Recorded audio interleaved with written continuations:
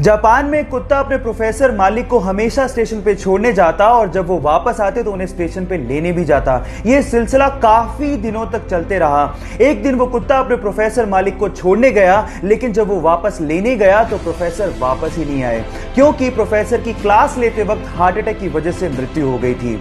लेकिन वो वफादार कुत्ता 10 साल तक लगातार अपने मालिक का वहीं पे इंतजार करते रहा और इंतजार करते करते उसी जगह पे उसकी मृत्यु हो गई। और आज जापान में उसी जगह पर उस कुत्ते का स्मारक भी बनाया गया है। उस कुत्ते का नाम है हचिको। गाइस, यहां सीखने लायक बात यह है कि जिसे आप बहुत प्यार करते हैं उसे कभी भूलना नहीं चाहिए, और वफादारी क्या होती है आप इन बेजुबान जानवरों से सीख सकते हैं।